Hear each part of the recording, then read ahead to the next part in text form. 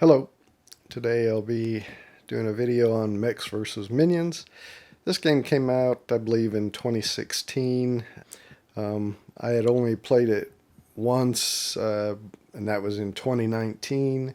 And then I played it again yesterday to refresh myself on the rules to do this video. I am playing it with some friends in a couple of weeks. That's why I pulled it back out. And that'll be the first time I've played it with multiplayers. But the game has sealed mission packs that will, as you move forward through the mission, unlock new cards and abilities and that kind of thing. So I don't want to give any spoilers away, so I'm not going to go over an exact particular mission and how that works. And each mission, may change the rules on something a little bit, but I'm just going to go over the basics of how you play and how a mission might work. But let's get started with setting up. So a previous mission or the tutorial might tell you to open a new mission. So there'll be a sealed pack like this. This is mission 1. And so after you finish the tutorial, it'll say move on to Operation Short Fuse. So you'll find this folder and unpack it, and then in there'll be maybe some cards and a mission book. So the mission booklet may be like this: mission 1, mistakes were made, and then when you open that, it'll give you setup information. Again, I don't want to give any spoilers, so I'm not going to show exactly what's in that, but the first thing it'll usually say is each player picks their favorite yordle. The yordles are these characters on their mechs, similar to this, and the mechs do come painted. So you've got this one is Heimerdinger. Then you've got Corky. You've got Ziggs. And lastly, Tristana. So each player, usually the mission will say each player picks their favorite yordle. So each player will pick which one they want to be. However you want to, if there's argument over that, I guess you could roll a dice. Or anyway, each player will pick who they want to be. So the player will take the yordle, and then they'll take the matching command line. So the matching command line for Tristana here is this one. So they'll take their command line board and their yordle and put that in their player area. They may have yordle specific command or schematic cards, and if they do, like this is the schematic card for Corky, and this is the one for Tristana. So you'll give them their yordle specific schematic cards. And they'll take those cards and put them face down to the left of their command line. Then the mission will show you a picture of the map. So you'll find the specific map tiles that go with the map you're building for that mission and put them in the middle of the play area. The mission will also show you how to place the crystal compass, what orientation for that compared to the map. So you'll put that in the play area somewhere next to the map, according to how it's shown in the mission. You'll shuffle your command card deck and place that somewhere in the play area. Then you'll shuffle your damage deck and place that somewhere within easy reach in the play area. So at this point, your play area may look something like this. Each player around the table with their command line, the map in the middle, and the decks of command cards and damage cards. The mission will then have an image showing where to place, the players will place their mechs to start the game. So for instance here you may start with 2 mechs here and 2 mechs here, so the players will choose where to place their mechs on the map.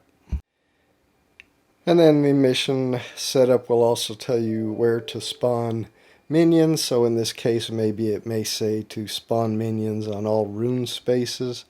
So that's what I've done here. I've just placed minion on each rune space on the map. But again, for each mission, set up starting location for mechs and how you spawn initial minions, that'll be different per mission. But this is just an example.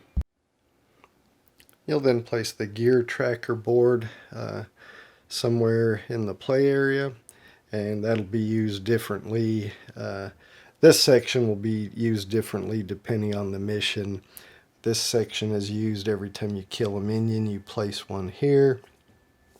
Once you've killed a 5th minion, you clear that off, and you'll place one of these gear tracker or gears on space 1. And then so as you kill, if you kill another 5 minions, then you'll move up to space 2. And then we'll talk a little bit more in the future about what that means as that moves up the track. The mission setup may have other specific items that go on the map, or a boss maybe, but in this example, we'll say we're done with setup here. We've got our each player has their yordle and command line. The initial map and mechs are placed on the board along with spawned minions.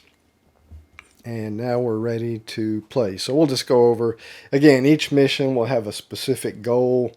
We'll say the goal for this mission, and again, I'm just making this up so there's no spoilers. I don't want to spoil any of the missions. But we'll just say the goal is for one of the mechs, one of the player yordles, to get to this blue space here.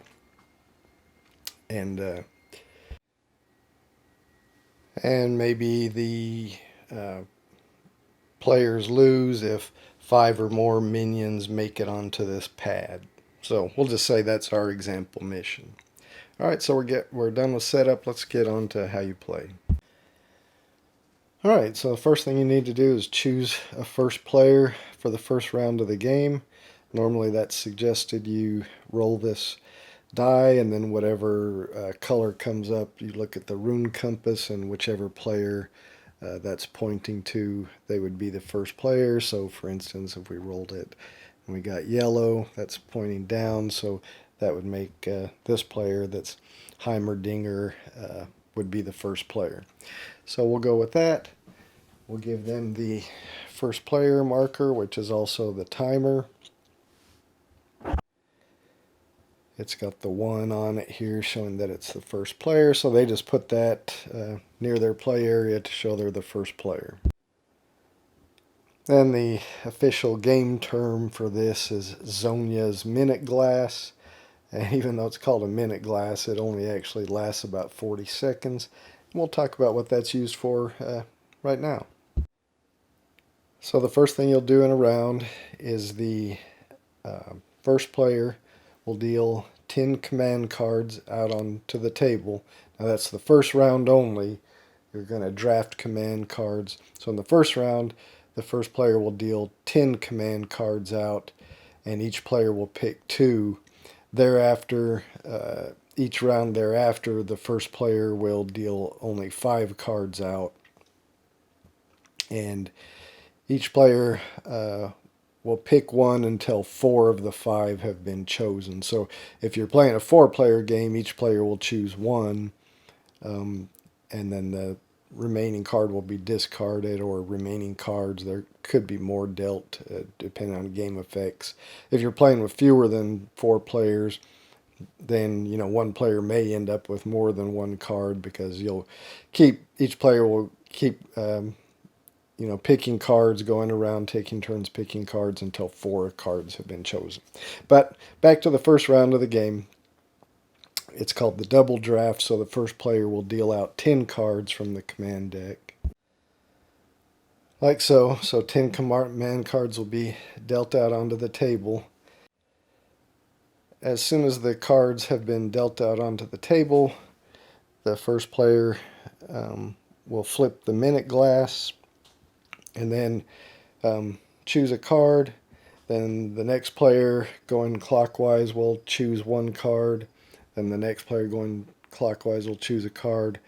and the next player, and so on, and you keep going around until each player has chosen 2 cards. If the timer happens to run out before players have finished choosing cards, then you pick up the remaining cards and deal them randomly to the players that haven't chosen yet. So instead of getting to pick which one they want, they'll just get one dealt randomly to them.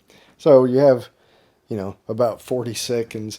In the double draft, that's kind of difficult because you got to get 2 cards.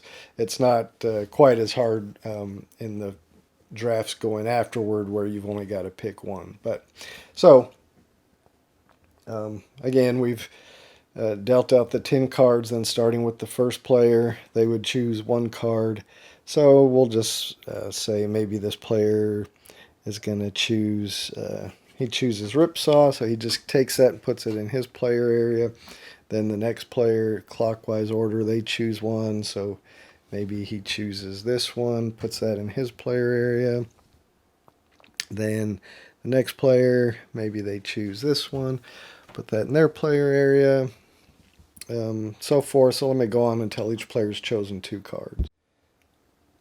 Alright, after all players have chosen 2 cards, the remaining cards are just put in a discard pile, which we'll just say that's right here. Players, and all players can do this at the same time, will then play their command cards into their command line, and they can just choose how they want to slot them on their command line. You don't have to put them, in first and second place. You may want to save that for later. So, maybe this player is going to place one on second place and one on fourth. Maybe this player decides to slot that one there and that one there. And I don't know, we'll just say maybe this one and this one. And this player, maybe they do 1 and 2. Once all players have played their command cards onto their command line, each player in turn order will then execute their complete command line, starting with slot 1. If it's empty, you just skip that and go to the next slot. So, for example, this player, his first command is slot 2, and he's got one metal symbol in this slot, so he would execute the line with 1 metal symbol, which would be that symbol that looks like a crit symbol is a do damage. So you would do damage to 1 target in the same line at any range. So going forward from him, now this is him, Heimderinger, Heimerdinger. So he'll do damage to 1 target in the same line at any range. So going forward to him, so he's here, so going across him, he would do damage to this minion. Now when you do damage to a minion, they only take 1 point of damage, so that would eliminate this minion, and he would be placed up here on the minion kills track. And it shows that each Ripsaw damages the first unique target it hits, and Ripsaws are blocked by obstacles and mechs. So if there had been another mech in the way, it would have been blocked by that mech. Now, player characters do not do damage to other mechs. So mechs don't damage other mechs even if their attack would hit one. But anyway, that card's now been executed. You go to the next slot. This one's a 3. It's empty, so you'd skip and go to the next one. This one, it's 1 flame. He's got 1 flame, so you would execute the one with 1 flame. Damage each target in area of effect. Well, with 1 flame, you would just damage a target if it was in the first 2 spaces. You see where it's the 1 there. So the first 2 spaces forward. So that would be here and here. He does not have any minion there or anything to damage there, so no effect. And sorry, that's a fire. The types of cards, you have metal, fire, electric, and computery. So anyway, this player would now, he doesn't have any other cards in his slot. He has nothing, no more cards to activate in his command line. So then you'd go to the next player in clockwise order, and they would execute their complete command line. Now this player, Ziggs, his first command is in command slot 1. He's got 1 electric in the slot, so he would move forward 1 or 2 spaces, his choice. So maybe he chooses to move forward 2, 1, 2. Then his next command card, his 2 is skipped since there isn't one, is here 3, the scythe card. He's got 1 metal in the command slot, so he would execute the line with 1 metal. He must turn 90 degrees, so his choice, he can turn 90 degrees anyway, so maybe he turns this way. You have to do it. You have to execute what's on your card. And then damage 1 target within 1 range. Well, 1 range is any of the 8 squares around him. So that would be any of these here. So he will damage he can damage 1 target. So that would be this minion. So it's killed. So it would come up here on the minion kills track. All right, then he has no more cards to execute. So then it would go to the next player, and they would execute theirs, and so on until you come back to the first player. So as you can see, some of these cards will allow you to move your mech. Some of these cards will allow you to attack in a direction or space around you, just depending on what the card says. And that's how you will kill the the minions. So let's talk a little bit more about the command line. So as you play additional round, every round you'll get an additional command card that you'll play to your command line. Now you can always play into an empty slot, but you can also play onto a slot where you already have a card in the slot. So for instance, if it was the next round and the player drew this card, he could play this card into any one of these empty slots, or he can play it into a slot where he has an element of the same type, like metal. So this one's a metal. He could play it on top of this metal card.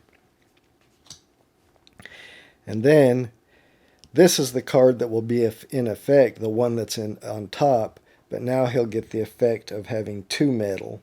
So if this card was the only card in the slot where he just had 1 metal, he would have to turn 90 degrees and then damage 1 target within 1 range around him.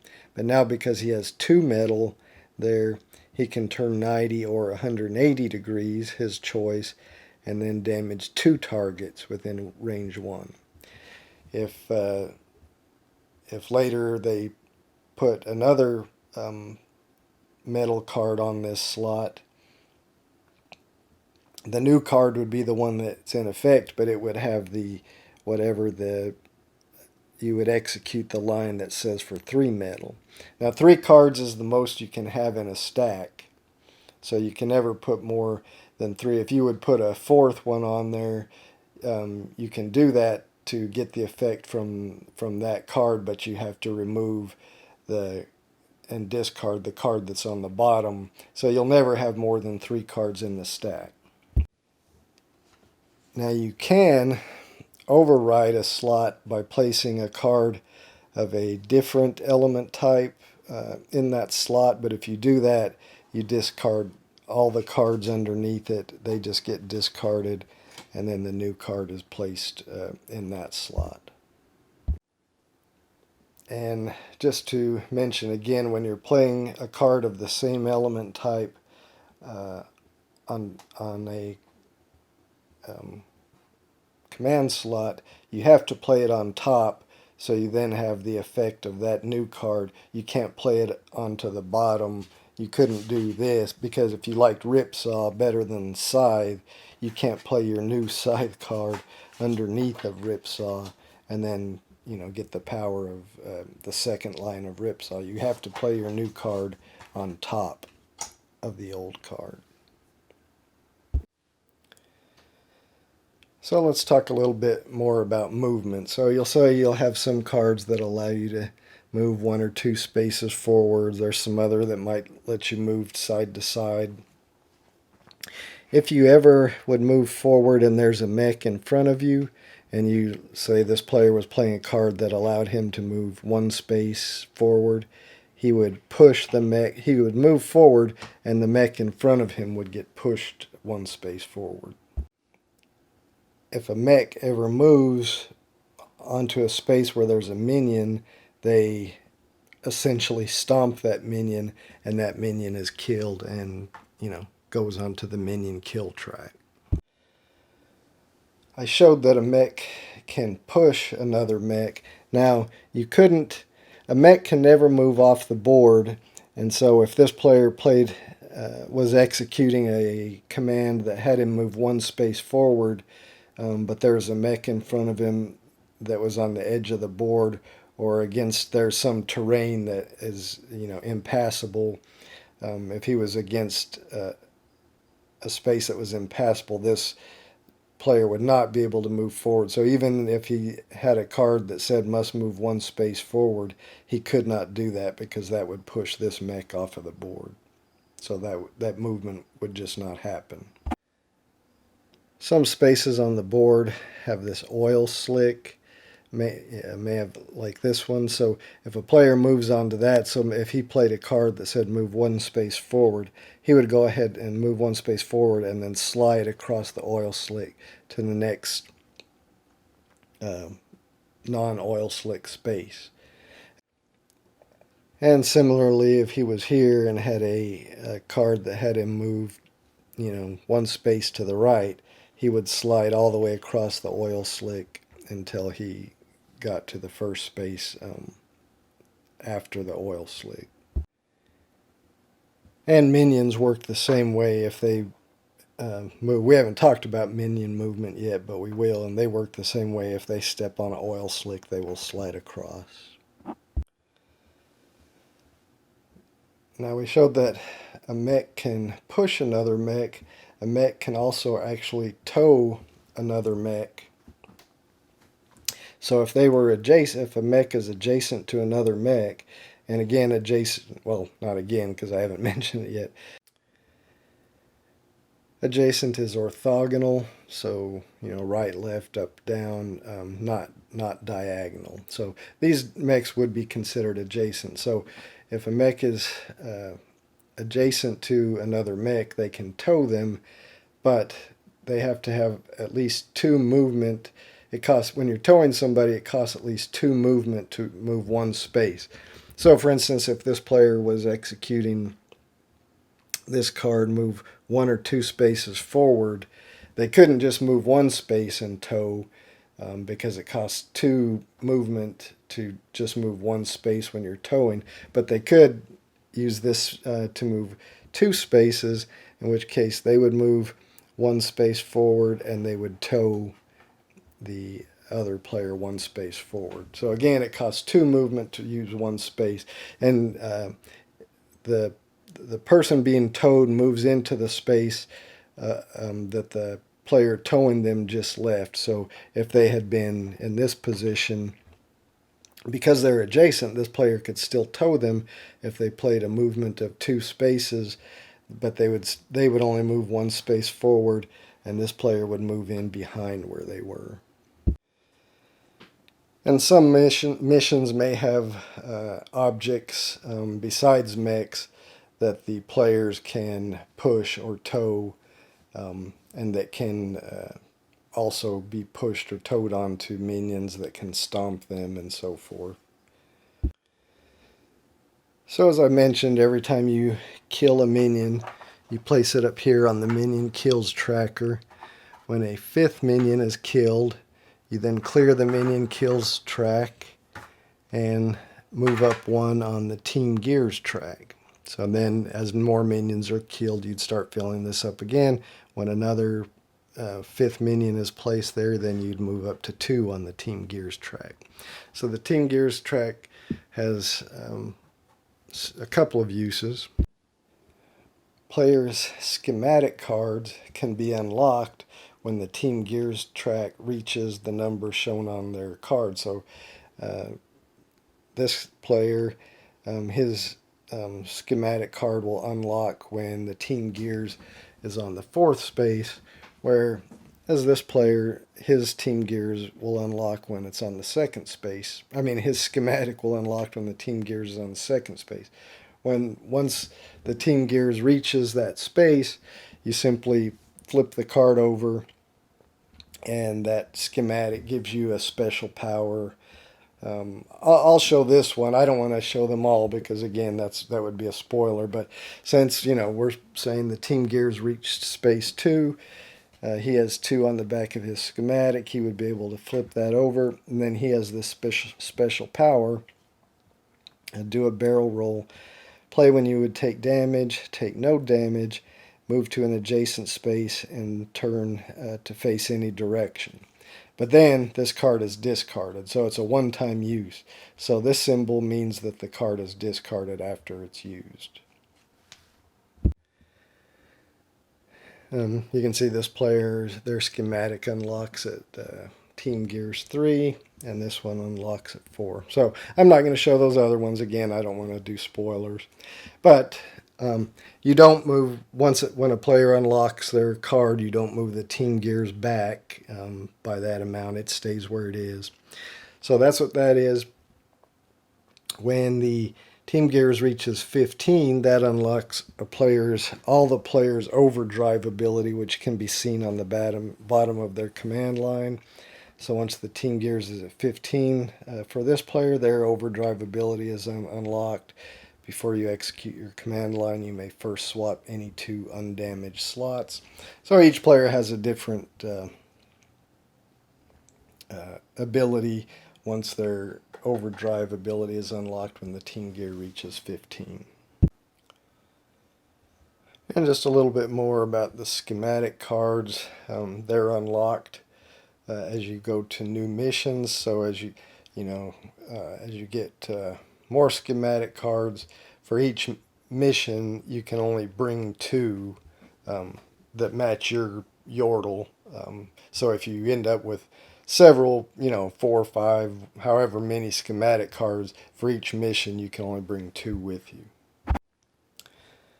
But in this mission example, we're showing they've only got 1 schematic card.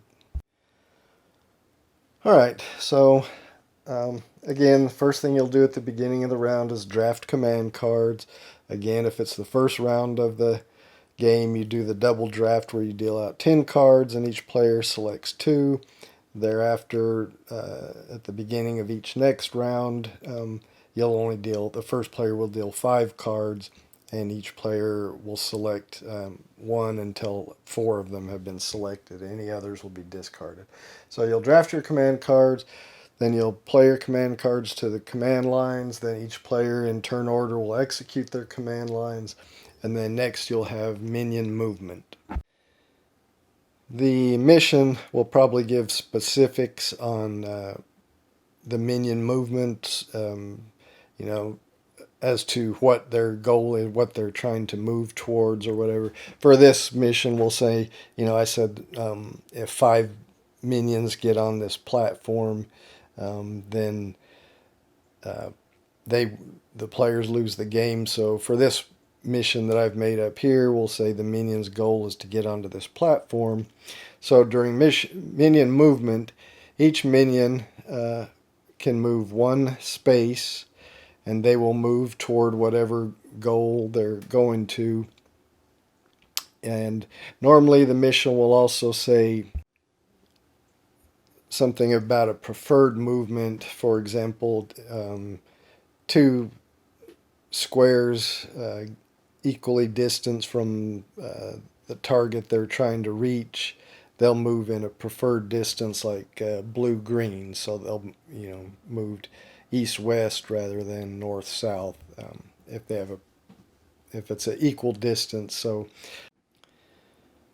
you start moving the minions that are closest to their goal and then work your way back. So in this case, this minion would move 1 space forward. This one would probably move 1 space forward. this one he's blocked. A minion can't push or move on to a mech, so he would have to move to reach his goal. He would have to go either north or south. So we'll just say he's moving. He's going to move down one. This one would move one space forward. This one space forward. This one space forward, and this one space forward. All right. So once you've completed minion movement, you then spawn new minions, and each mission will say how minions spawn, but we'll say for this mission, in the spawn missions phase, or spawn new minions phase, minions will spawn on all green runes. So a minion would spawn here, a minion would spawn here, and a minion would spawn here. All right. Then the next step in the minion phase is minions attack, and they will attack any mech that they are adjacent to. So you'll start with the first player and see if there's any minions that can attack them. So in this case, like it's Heimerdinger. He has a minion, well actually Heimerdinger's over here. He has no minion adjacent to him, so he would not take any damage from minion attacks. Next you'd go to Ziggs. He's here. He doesn't have any minions adjacent to him, so he wouldn't take any damage. Next you have Tristana. She does have a minion adjacent to her. She's got one diagonal. That one would not do damage because that's not considered adjacent, but she does have one that's in front of her that's adjacent. So you determine the number of minions that are adjacent to it. Let's just change this for example and say she had one there. So you would see that she's going to take 2 damage, one from this minion and one from this minion. So she would draw 2 damage cards. Then starting with the first one she drew, she would execute it. So this one, it says glitch, reorder your command line, swap slots 5 and 6. So she doesn't have one in 6. She wouldn't have one in 5, so she would move that over to 6. If she had one in 6, it would move to 5. So she's executed that. Then you'll notice that symbol, that's a discard. So that one you just execute what it says and then discard it. Then she would resolve her second card, which is another glitch card, which reorder your command line, swap lines 1 and 2. So she doesn't have one in 1, but she does have one in 2, so she would move that to line 1 now. And then discard. So that would be all her damage. Then you'd look at the next player, which is Corky, and he does not have any minions that are adjacent to him. He does have one diagonal, but not one adjacent. But we'll just say he did have this one here adjacent to him. So he would have to take a damage. So he's going to take 1 damage, so he would just draw 1 damage card and resolve it. This one's a little different, stuck controls. So first thing you do is resolve what it says. So he would move 1 space to the right. So this is his mech. He would move it 1 space to the right. Now if there was a mech there, he would end up stomping it and killing it. But there wasn't. And then you'll see it has this symbol, which actually means it has to get slotted into your command line. So then you roll a regular die, and that tells you the slot that you then have to put this in your command line. So this goes in slot 4. So if he had another card on there, it would just go on top of it, and it would override the cards he had underneath of it. So from now on, whenever he executes his command line and he gets to this slot 4, he's going to have to move 1 space to the right. And that would be back to the first player, so now all damage would have been resolved. So you can see, as the game goes on, you could end up getting several of these slotted damage cards that are completely fouling up your plans on your command line, making you do things you don't want to do. So there is a way to get rid of these damage cards. I mean, no matter how many damage you take, uh, your mech does not get destroyed, so there's no player elimination. If you would get a new damage card that goes in a slot, and you roll the die and it tells you to put it in a slot that already has a damage card, then you just remove the old damage card and put the new damage card there. But again, there is a way to get rid of some of these damage cards, and we'll talk about that now. So during the draft, you may draft a card like this, and then in the play command cards phase, instead of playing it to your command line, if you look at the bottom here, it says you can scrap it to repair 1 damage. So what you would do is just discard it, and then you can remove 1 damage card from your command line. So the metal and fire command cards, you can take those in the draft, and instead of putting them on your command line, you can scrap those to repair 1 damage.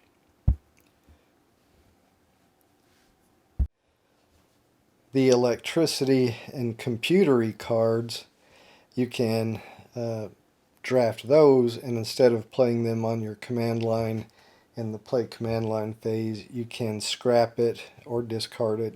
Scrap is the same as discard, to swap 2 undamaged slots. So you could swap this card and this card as long as they did not have damage on them. If they have damage on it, you couldn't swap it. So after the minions attack part of the minion phase, then that ends the round, and you'll move the first player marker to the next player in clockwise order and start a new round, drafting command cards. This time only that player will deal out 5 command cards, and they'll begin the draft, and each player will take 1 until 4 cards are taken. So that's it, really. Then you just go again until either the players meet their goal, which in this mission I said is to get onto the blue space, or the minions meet their goal of getting 5 minions onto the pad there, and then they would win. If you lose the mission, then you can't proceed on to the next mission in the game. So just to reiterate, you've got the player. You play in rounds. There's the player phase, which consists of the draft command cards, play command cards either to your command line or scrapping them to remove damage or swap slots. Then there's the execute command lines in player order, starting with the first player and executing all of the cards on their command line. Once all players have executed all the cards in their command line, then you move to the minion phase, which begins with minion movement. Again, usually that's each minion will move 1 space toward their goal. The goal will be specified by the mission. Then you spawn new minions. Again, the mission will specify how minions spawn. Usually they'll spawn on rune spaces. And then the final step of the minion phase is the minions attack phase, where they'll attack all mechs that they're adjacent to, and there may be, depending on the mission, some other objects on the board that the minions will also attack and do damage to. And then that ends the round. Now there is some missions that have an additional phase after the minion phase, which is the danger phase, where there are some special rules that go on in that phase. But again, that's on a few specific missions, so that's not every mission. In the mission booklet, there may be a step that says escalation that causes new rules for that mission to be put into place after a certain thing happens. like perhaps there may be an escalation rule where once all mechs have left the pad, then during the minion phase, the minions spawn on all runes instead of just green runes or something like that. So you'll always have to read what it's a big red bar that says escalation. Like you can see here, I'm just not showing what's below it, but it'll tell you if a certain effect or something happens in the mission, then then a new rule takes place following that. I just want to go over some rules about minion movement. I think I mentioned this, but minions can never move onto a occupied space with another minion or another mech, and minions will not push minions or mechs like mechs can push other mechs. So I think that about covers the basic rules. I'll go ahead and set this mission back up and we'll go through a few example rounds. Now there are some other terrain types on different tiles that I didn't talk about, that like a lava that may do damage to a mech if they step on it, and some other things like that, but I'm not going to cover all of those. You'll discover those as you go through the different missions. But let's set this mission that I just invented back up, and we'll go through a couple rounds. All right, I think I've got everything how I had it set back up at the beginning, right after I did how to set up. Again, that's all determined by the mission specific setup information, but this is how I did my setup at the beginning. And again, the goal I set up for this made up mission is that if 5 minions get onto the pad here, then the minions win. If one of the mechs manages to drive over this blue square here, then the Yordle mechs win. All right, so we've got this player is our first player. So what would normally happen is he'll deal out, because this is the first draft, he'll deal out 10 cards. So let me get that done. All right, the first player has dealt out 10 cards from the command deck. Now normally they would now flip the timer, and the players would have the 40 or so seconds where they would pick cards, starting with the first player pick one and the next one. I'm not going to be able doing this on camera and doing it all myself. I'm not going to be able to do it in the 40 seconds, so I'm just not going to use the timer. But keep in mind, normally players would have that amount of time. If the timer runs out, then the rest of the cards are just picked up and dealt randomly. But we'll just say that this player here, the Heimerdinger, he's going to choose, he's got to choose one first. So he'll take Skewer, just put that in his play area. Then the next player, maybe they take Memory Core and put that in their area. Maybe the next player takes a Cyclotron, puts that in their area. And maybe the next player takes Fuel Tank, puts that in their area. Then we're back to the first player. Again, because this is the first draft, the double draft, everybody's got to take 2 cards. So maybe he takes Blaze. Maybe this player takes this other Fuel Tank card. Maybe this player takes this Fuel Tank card. And we'll say this player, I've got the choice of Cyclotron. Well, we'll say they take Chain Lightning. All right, so these other 2 leftover cards are just going to the discard pile. So we've completed the draft command cards portion of the player phase. So now we do the play command cards part, where the players will simultaneously decide which slots they want to put those cards into their command line, or if they had damage or whatever, they could use those. But obviously, since this is the first round of the game, nobody's got any damage. So we'll say this guy's going to put Skewer in slot 1, and maybe he'll put Blaze in slot 2. I'll go ahead around and do the other people putting their commands offline.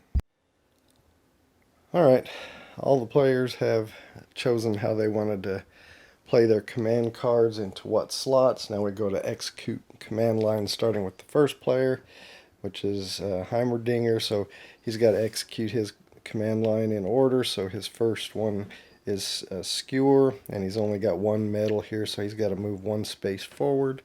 So this is him. So he will move one space forward. Skip slot 2, he's got nothing in it. Next he goes to Blaze. So he moves, he's just got one fire, so he'll move forward one space. So we've done that. And then he would damage 2 targets, one on the right and one on the left, but he doesn't have one on his right or left. So nothing else there. The rest of his command lines are blank, so he's done. Alright, now we go to Ziggy. He's got to execute his command line. His first one is in slot 3. He must turn 90 degrees, so that's not very good. He'll just turn this way. And then fuel tank, he must turn. This has 2 options. You can use, if you're about to take damage, you can use it to not take damage and do damage around you. But if you're not using it for that, you have to use it for the movement. With one fire, he must turn 90 degrees, so he'll just turn back his starting position. So he really made very little progress. Alright, now we're over here to the Tristana player. She's got Cyclotron. She must turn 90 degrees. So we'll just say she's going to turn this way. And then she would do damage to all diagonal targets in range 1, but she doesn't have any. She's got nothing in slot 3 or 4. Her next one is another fuel tank, just like Ziggy had. So she'll have to turn 90 degrees, so she'll just turn back the way she was. So again, nothing very helpful there. Alright, well, now we're over here to Corky. He's got nothing in slots 1 or 2. He's got a chain lightning where he'll damage targets in front of him, but he's got no targets in front of him. And then his next card he's got is a fuel tank like the others had. And again, he must turn 90 degrees. So, not very helpful. And that's his whole command line. So, we didn't do very good, but they didn't have very good cards. So that is the end of the player phase. Now we go to the minion phase. So the first is minion movement. Their goal is to get on this pad, so they'll all move toward that, starting with the closest. So this guy, he will move on the pad. That's one. This guy, he would probably, if it's equal distance, it's only 1, 2, 3 to get there. 1, 2, 3.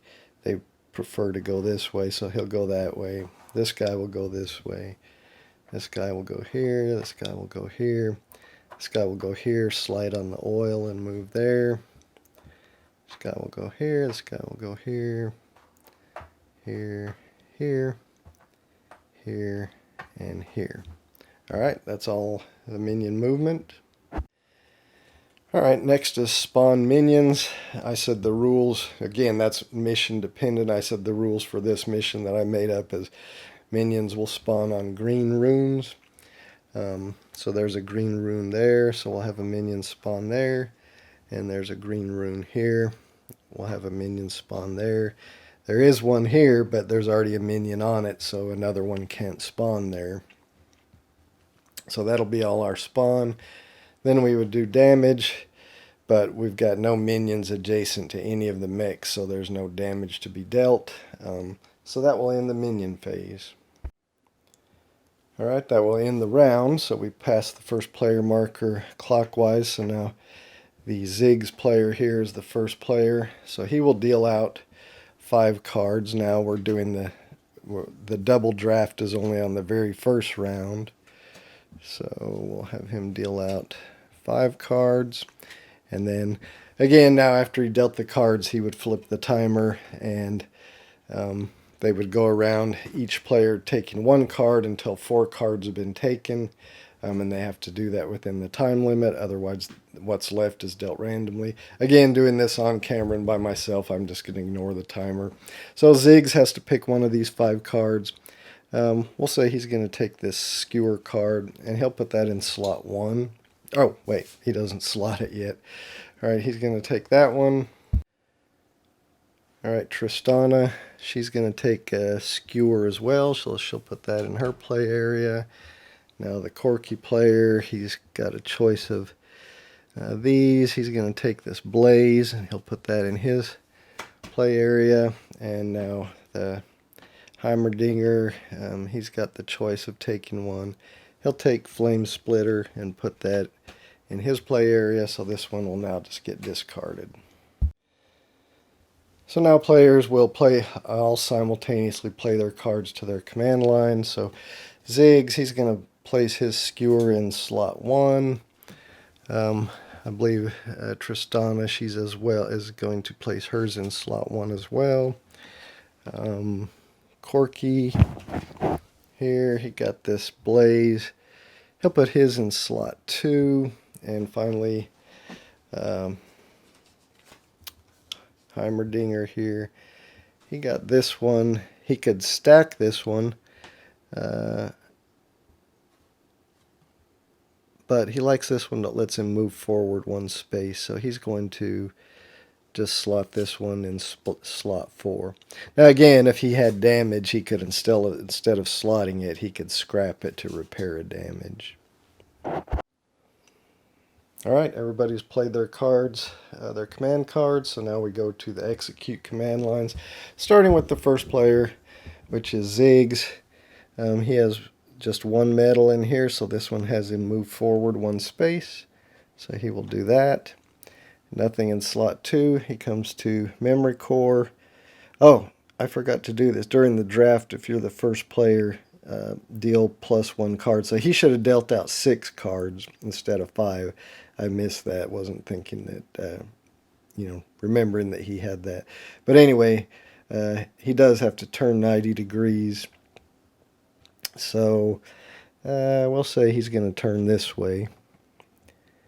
And then he's got his fuel tank, which is just going to have him turn 90 degrees again. So he'll just turn back the way he was. So he still doesn't have a very efficient command line going. Alright, over here to Tristana. She's going to execute her command line. She's going to move forward 1 space. So she's right here. She will move forward 1 space. Alright, her next card. Unfortunately, she must turn 90 degrees.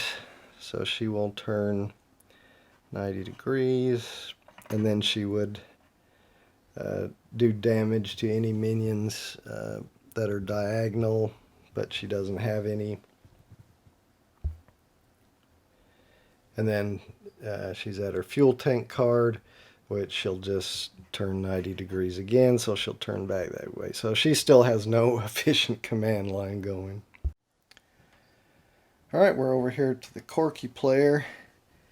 His is move forward 1 space. So that's this guy, and he's facing the wrong direction, so that's not helpful at all.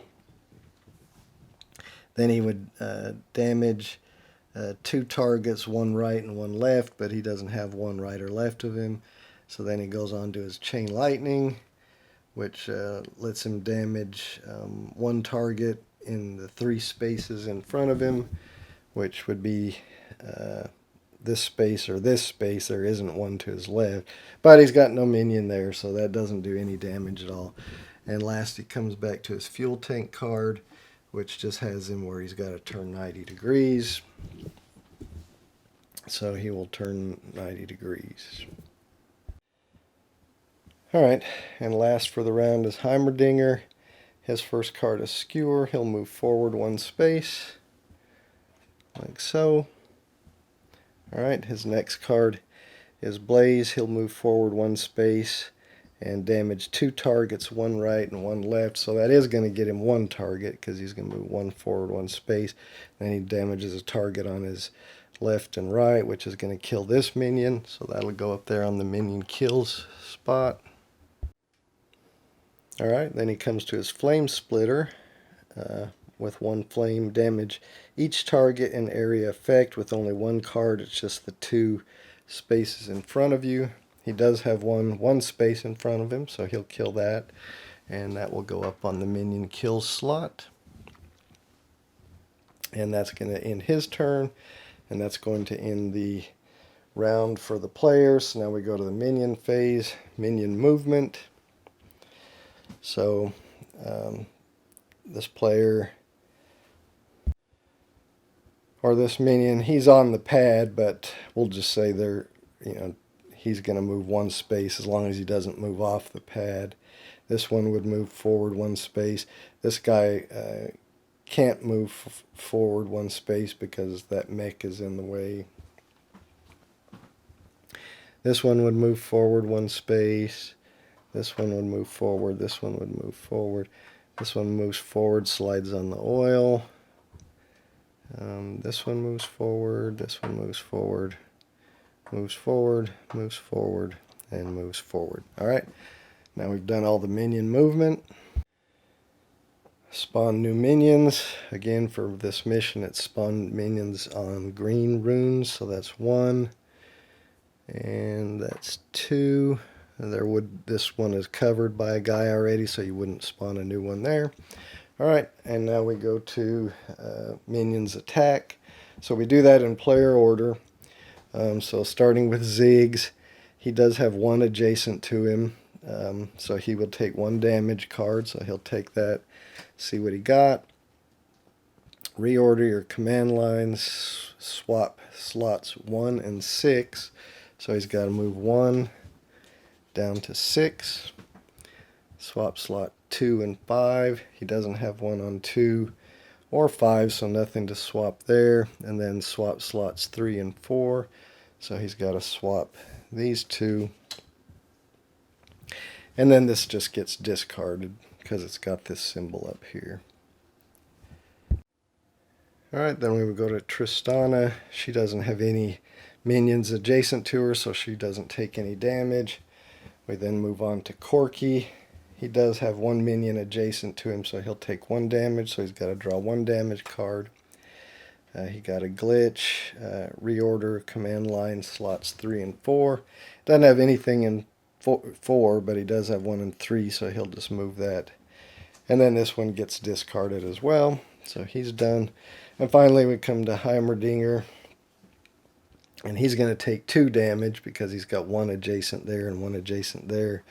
So he's got to draw 2 cards, and then you resolve them, the damage in the order they were drawn. So first he has this one move 1 space to the right. So he's got to move 1 space to the right. And then he's got to slot this, so he's got to roll a die, and that goes into his slot 6. So that's going to be there until he repairs it. Then he's got to resolve his other damage card, which is a roll the rune die and move 2 spaces in that direction. So this is the rune die. We roll it, we got a red, we see the red is up 2. So 1, 2, so he actually kills a minion. That goes in his minion kills. And then he's got to slot this. So now we got to roll this dice. He got a 1. That's going to cover up his skewer card. And now we're done with the damage. Alright, so we would pass the first player marker on to Tristana. And now she would deal out 5 cards. And then everybody would, draw a card till 4 have been taken, and so on and so forth. I think you can see how the game works. Again, the missions will, this is not a real mission, I just made this, but it's similar to how a mission would be. There'll be some goal that the Yordle mech players have to do, and there'll be some goal that the minions have. And you can see it's it's hard to get your command line doing exactly what you want it to do to get moving how you want to move. But oh, you know what I should have shown I should have shown when Ziggs took damage, was going to take damage, how the fuel tank worked. And Corky as well, he had a fuel tank. It's hard to remember what all the cards these players have when you're playing it by yourself. But what could have happened when Ziggs or Corky was going to take damage, they could have used the power on their fuel tank, where if they're about to take damage, you can scrap this fuel tank card stack. So this card, and if there were any fire cards below it, they would all get scrapped. But then you would damage all targets in one range. So damage all targets that are in the spaces around the mech, and then not actually take any damage. So the player could have done that. And if you did have cards, like if you had 3 fires, if this was a 3-fire stack, and you use the fuel tank to not take damage, you would damage all targets within range 3, so quite a ways out. So anyway, those fuel tanks are actually pretty good cards. I just forgot to use it. But again, I think you can see how the game works. I think it's pretty fun. I haven't, as I mentioned earlier, I haven't actually played it with other players yet, but I will be doing that here in a couple of weeks. So I'll probably make a report on my game day that I've got coming up at the first weekend of March. And this is one of the games we'll be playing. But I think I'm going to wrap this up. Thanks for watching. Hope you enjoyed it.